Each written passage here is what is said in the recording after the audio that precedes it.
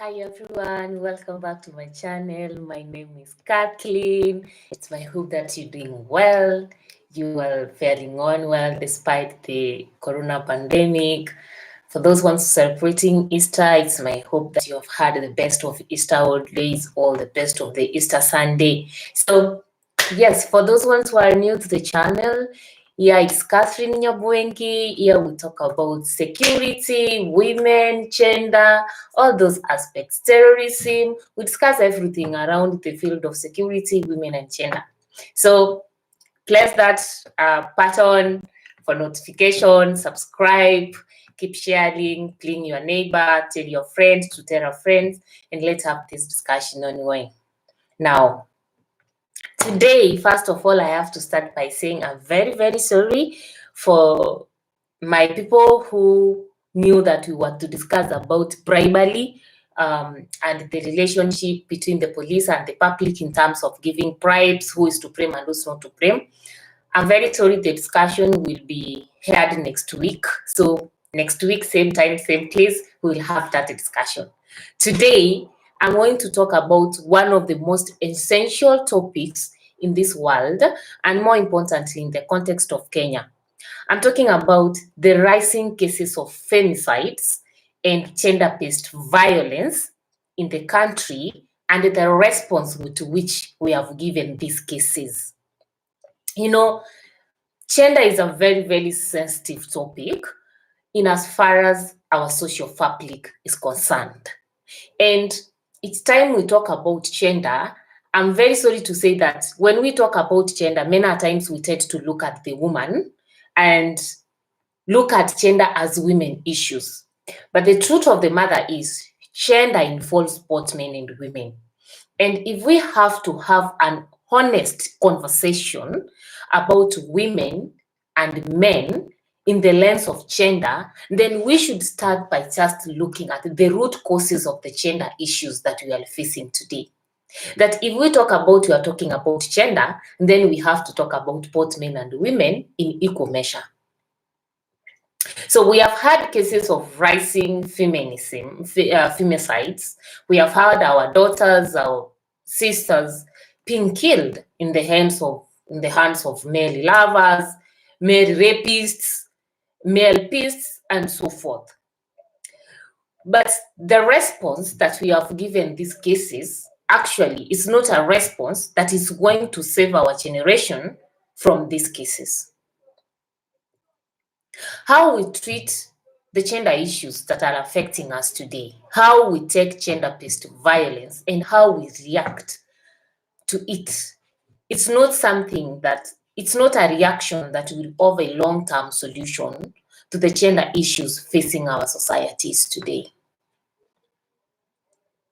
So somebody asked me, what do I think is the best way to handle the gender issues or to handle gender-based violence? My answer is very simple. Number one, we need to treat each case of gender violence context specific. We cannot just bring all those cases and react to them as one case. No, we need to treat these cases as gender context specific cases. And I want to give an example. An innocent child, 3 years old, 1 year old, or even 13 years old, is seated in the house, playing, very happy with her life. And then he lands in the hands of a beast in the form of a man, or in the form of a man like a father, an uncle, or whatever around her, and she's raped. Another case scenario, an innocent woman is busy on her duties, and she's maybe going to fetch water or even fetch firewood, and she runs in the hands of a beast in the form of a man who rapes her. Then we also have other cases. Our young women, majority whom we have sent to the universities to study, who enter into extramarital relationships with the Zazi, the male sponsors in the society, and these sponsors majority are people's husbands. So they end up being killed, maybe in love triangles, all in heated disagreements concerning either money or non-cooperation of the agreement, that one party not honoring the agreement that was agreed on. I'm looking at cases of women who are trading their body and sex for money and holidays and other material things that they cannot be able to afford for themselves. So they have to look for a sponsor to provide. So we have all these three cases, are femicide cases. And we cannot treat them as one group. We have a case whereby the victim is totally an innocent victim. And we have a case whereby the victim played part in authoring the road to the violence incurred. Unfortunately, what is even more paining in this country is we look at these cases of girls dying in the hands of sponsors and lovers in love affairs and everything, but we don't focus on the cases of the innocent women and innocent children who are raped and even killed. We don't come to the social media to say justice for a 3-year-old baby, for example, who have been killed. It is put in the news, we say sorry, and life moves on. So you see, this is where the problem begins. We portray double standards when it comes to listening to issues of gender-based violence in this country. The true victims of gender-based violence, who are extremely innocent, have not received justice that they deserve. We women, we have not risen up to advocate for the justice of innocent married women who have been killed in their matrimonial houses by their husbands. We normally say affairs between two people who have shared a blanket, who are married, we cannot enter, we cannot interfere. But we are very more than ready to come to the social media and cry for justice and shout and castigate all acts that are limited against young women who have gone, I can say, astray in the society. We don't want to tell our daughters the truth. And this is where the problem with gender issues begin. If we don't have an honest conversation about gender, about issues that are affecting women and men in this society, we are not going to end this gender-based violence against women. So for us to start, first of all, to handle these issues, we have to handle them as case context. I've seen people who come out to question aspects of femicide in this country. They are being shot, others are being fired. Why? Because what these people are saying is not it's not nice for our ears. We want to hear that which is nice to us, but we forget that sometimes we need to enter into the root causes to solve the problems that we are facing right now as women in this community. We need to go extra mile to look at the problems that we are facing in this society as men in this community. Look at yourself as a man and look at your son. If you are a man and you have a son, look at yourself and ask yourself, are you a true role model to your son? Are you the type that looks at a woman and sees a sexual object? Are you the one that looks at a woman and thinks like simply because you have money, so you can go about buying everything, including sex from women? And if they don't give in, you kill them to justify the money that you have used on them. Do you think that the kind of socialization you are giving to your son today as a man in the society and how they look at women, it's a socialization that you will want of a husband who is going to marry your daughter? Do you think that today, if your son was convicted as a perpetrator of femicide, you are going to redeem his life. So men, how do you perceive women in this society? Let's start from there. Do you look at women as objects of sex? Do you look at women as second-class people, human beings? How do you look at a woman, basically? So it is a call that it's high time that on the side of men, you start respecting women, not because they are women, but because they are human beings just like you.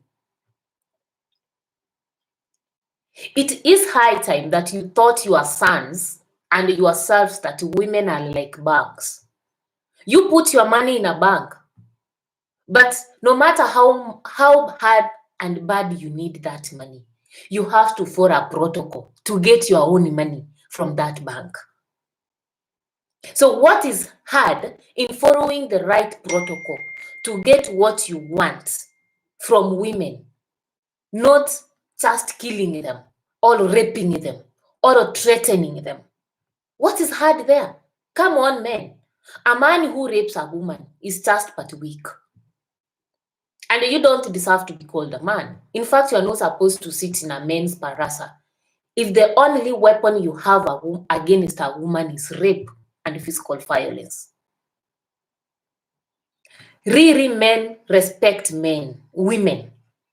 Really, men value women, not because they are women, no, but because women are fellow human beings that deserve the same respect that you want women to give to you. So the moment we will socialize our sons to respect women because they are human beings like men in the society, the moment we will socialize our sons that women are not sexual objects, the moment we will socialize our sons that sending fear to a woman is not a justification for killing a woman for not coming to a date, then we will start handling these gender issues. On the side of women, I know this is not what we normally want to hear. But unfortunately, if we are not going to internalize this and have an honest conversation, we will continue being killed and our daughters, our sisters will continue being buried. We will be going to the social media calling for justice. And trust me, these men will be jailed. And after a few years, they will come out. Our sisters and our daughters, whom we put to the grave, will not come back. So it's better we stop a situation whereby we are going to lose another sister or another daughter in femicide and go to the social media to call for social justice.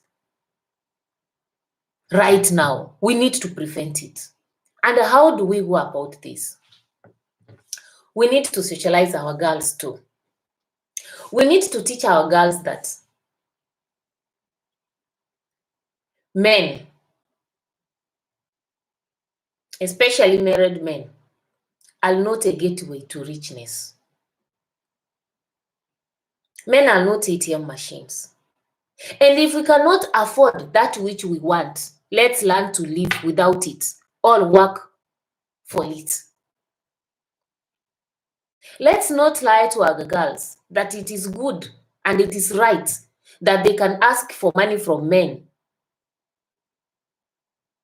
with a promise that they will give sexual services as an exchange and then run away. Let's not lie to our girls like that.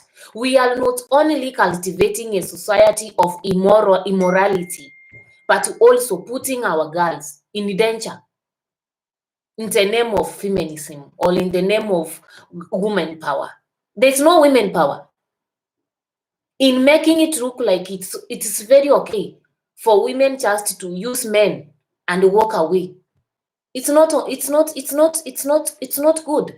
It's not normal. It's wrong. Let's stop lying to our girls that it is right, they can do anything and walk away. Let's not lie to our girls like that. Let's forget this lie to our girls. Let's tell our girls the truth, that some of these cases, we have the ability to stop them.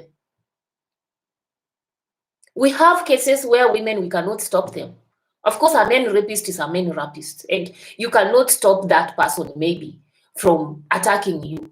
But we have cases where women, we ourselves, alter the story towards our own violence. Let's stop lying to our girls that we are entirely vulnerable. We are entirely weak. No, let's tell our girls that we have the ability to liberate ourselves from some of the gender-based violence cases that we see and witness in this society. Let's tell our girls to respect men, for they are human beings like us. And let's tell our girls that marital relations are not job contracts. Let's make our women learn to use their education and the planes to get that which they want in a very honest, moral, and legal way. You know, sometimes it beats logic. We come out blaming the men in the society on everything about gender-based violence. We want to see men perpetrators. But we forget that sometimes the oppressed can be the oppressor. We want to look at like it is only men who are perpetrating gender-based violence in this country. What we forget we are doing is we are fighting toxic masculinity while propagating toxic feminism. And having toxic feminism and toxic femininity in the same table, my friend, that is World War III. Because none of this gender then is going to sit down and watch. Each will want to defend itself. And by the end of the day, this society, our sons and our daughters, will continue being in very, very miserable situations. So we need a very, very honest conversation when it comes to these gender issues. We don't need to shut people down from speaking the truth and even scrutinizing the issues that we are facing in today's society. The fact that somebody does not advocate for toxic feminism does not imply that they advocate for toxic masculinity. And the fact that somebody does not support toxic masculinity does not imply that they support toxic feminism. No, we have to draw lines there. We need to know that we have honest men and women who are ready to sit on the table and have an honest conversation about gender, about women, about men in this society.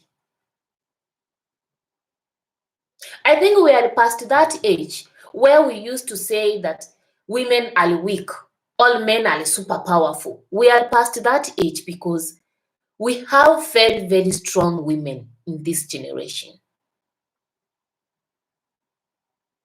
And even when we look throughout our history, we can get women who are a great inspiration to the current generation of women leaders, women mediators, and the women true advocates of gender parity and solving gender issues. The kind of feminism I see outside there being portrayed in the social media is not the kind of feminism that I normally know is true, it's supposed to be. True feminism recognizes that yes, women for a long time have been subordinated and marginalized in the society, and we are making a step towards reparating that position, and that we need both men and the women on the same table to have this process successfully accomplished. That is true feminism. These are the people who are advocating for women issues while at the same time looking at the role that men can bring in the society to make sure that these women issues actually are solved. But what I see outside there are people waging gender war. And we are waging a war between men and women. And in this war, our sons and our daughters will continue to suffer. I want to tell you one thing, that today we will be promoting toxic masculinity and toxic feminism. Our sons will continue going to jails. They will continue being imprisoned. They will continue being called murderers. They will continue being disgraces in this society because we never sat and stood up to speak the truth concerning the gender issues in this world. Our daughters will continue to be killed.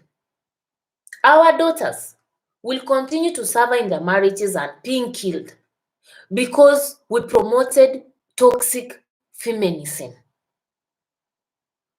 And let them knew that for them they are always right. It's only men who are always on the wrong.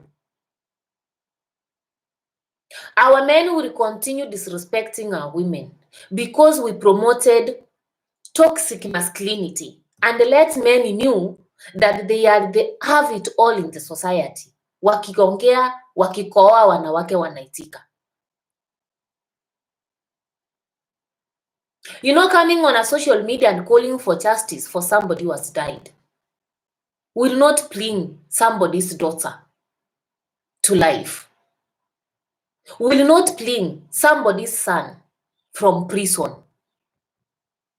or will not erase the title of a murderer from that particular person or the title of a rapist. So why should we wait for things to reach that level and then go for justice and call for PR in the social media? Why? Why should we do that? It's not good. Let's talk about gender issues in a very, very honest way, in a very, very honest conversation. And this conversation has to be a conversation that does not have emotions. It should be a conversation that does not have bitterness. It should be a conversation that is objective, based on rationality and reality.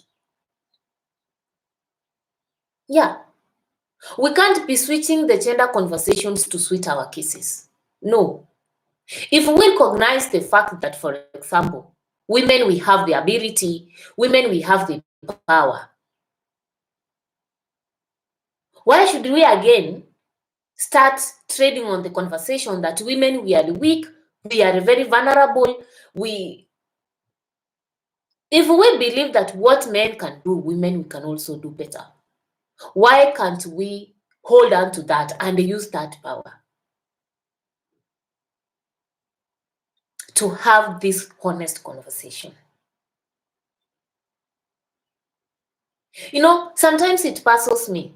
Men, you love your mothers and you love your daughters so much. Some of you are very protective of your daughters, so protective of your daughters. But you want to use somebody's daughter as your side chick because you can afford few coins to exchange for the services that she's going to give you. What if somebody did that to your daughter?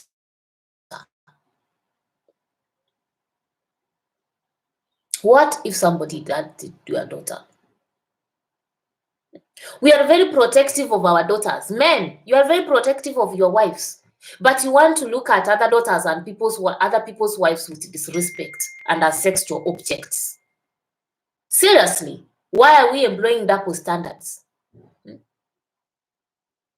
Women, we are very protective of our sons and we are very protective of our husbands. You don't want to find your husband with somebody's daughter outside there. But you are the first person advocating for toxic feminism. And you are looking at it, it's very okay for a girl to be sleeping around with people's husbands, sponsors. But that one should not be your husband. The sponsor should not be your husband. The sponsor should not be your son. Whose son do you want to suffer the fate? Or whose daughter do you want to suffer the fate as a man?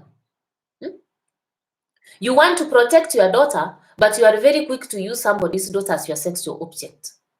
You want to protect your son, but you are very okay with when somebody else's son sends fare and it's eaten. Is that not double standards? Are we being honest here? Hey, there's no honesty. And we need men and women who are sober, not people fighting bitterness from the past to handle gender issues. We need people who don't want PR, because in handling gender issues, if you are out for PR, you are not going to get through these streets. We need people who don't want PR. We need people who are not going to care what the society is going to think about them and their stand on gender issues to solve the current gender issues and reparate our coming generation from this madness. We need to do that. And I'm talking about more specifically on the issues where we have the ability to reparate ourselves from. Teach our young men and women, our young men to respect women, but also teach our women to respect men and respect themselves. We need to have an honest conversation about responsible sexual behavior. It's a conversation that we run away from and we keep on saying that our cultures don't allow. Our cultures don't allow, but it is happening. And we have the time, we have the capacity to stop that. But we want to bury our heads in the name of culture. No. If I clearly remember, our African culture has had sex education. Go and ask your grandmothers, your grandfathers. They will tell you that. And this sex education was not necessarily carried out in class. It was a daily way of life. People learned through doing and everything. But today, here we are, we don't want to have an honest conversation rotating around gender or sexuality. We have only picked up one stereotype that promotes toxic masculinity, and now the rising toxic femininity or feminism. So my call outside there and my stand as a woman who is very much concerned about my daughter, about my sister, about my friend, about my own matter, and their safety as far as violence in families that are related to gender are concerned, is that we must have an honest conversation. Stop telling people not to question. We will question to know the truth. We will question to know the root causes. We will question to have something to tell our daughters and sons that don't do this. We are not going to treat these cases blindly. We are not going to be blind sympathizers. No, we will question, and you will shut people down. You will want to hear what you want to hear. If you are a man, you will want to hear me support men. If you are a woman, you will want me to support women.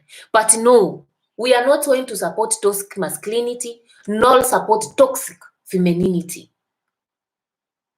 We are not going to do that. And anybody who is concerned about gender, whether it is in policy making, whether it's in the government, it's high time that we called this for these honest conversations and stop just pointing fingers at people.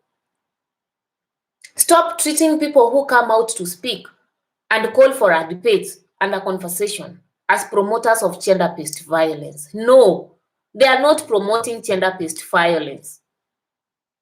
They are opening up a debate and a conversation that will find the root causes to the problems affecting this nation, this community, this generation of young men and women as far as gender is concerned. Nobody in her right mind or in his right mind will stand and advocate for gender-based violence. Majority of us have witnessed it in our families. And gender-based violence comes in so many forms, psychologically, emotionally, and physically. So people have witnessed it, and they know how detrimental it can be. So don't take people who want to talk about an honest conversation about gender as promoters of gender-based violence or as promoters of toxic masculinity alone. The people calling for an honest conversation are later advocating for toxic masculinity, nor promoting toxic feminism. We are calling to address the issues affecting our sons and daughters, young men and women, old men and women. We are calling for the discussion of issues that are affecting all of us in the society. Gender is not all about women alone. Gender involves both men and women, and we must have this discussion in an equal measure. The way we look at the gender issues in this country explains why some of the gender rules have never passed in some countries. And when they pass, women will end up being seen as passive beneficiaries of rules and regulations that we don't partake in making. And that's so hurting to us because we have the abilities. Only that we are trading on one thing, gender stereotypes, that looks at us as irrational, weak, vulnerable.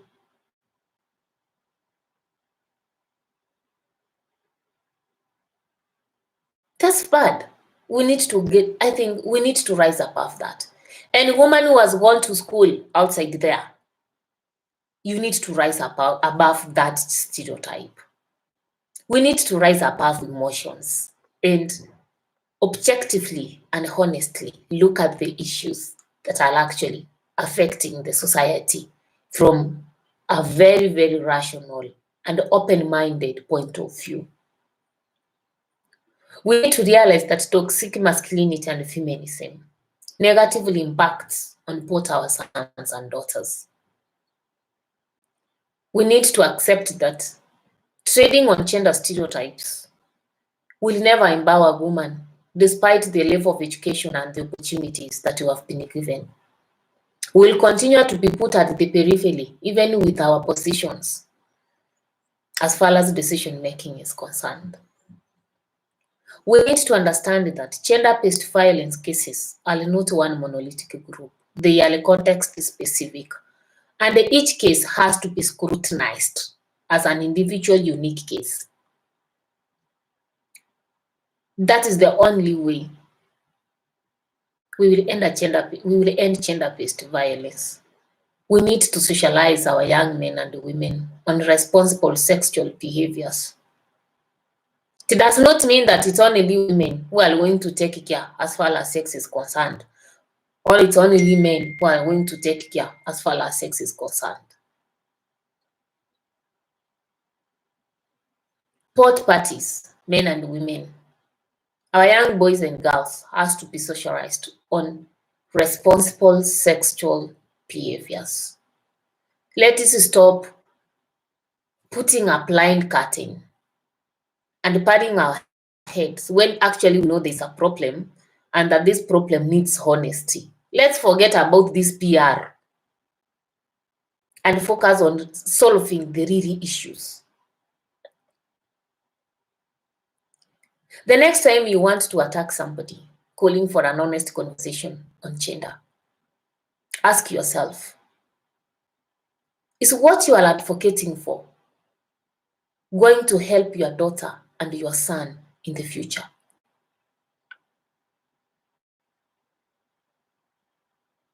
The honest conversation starts from an honest reflection of each individual person. How do you regard women? How do you regard men? What can you do and what can you not do to the other gender? What are we supposed to do to build a peaceful society? Those are some of the personal reflection questions that each and every one of us should be able to ask himself or herself, if at all we have to end toxic masculinity and toxic feminism. So, for me, we need a conversation, and we need an honest conversation. We don't need to shut people down. We need to let people share their ideas, their opinions, their feelings. Because from these opinions, ideas, and feelings, we will know where the problem actually lies. Otherwise, thank you so much. Bye. Keep your comments coming. Keep sharing. Let's end gender-based violence. Let's end the toxic masculinity. Let's end toxic femininity. After all, we are all humans. Bye.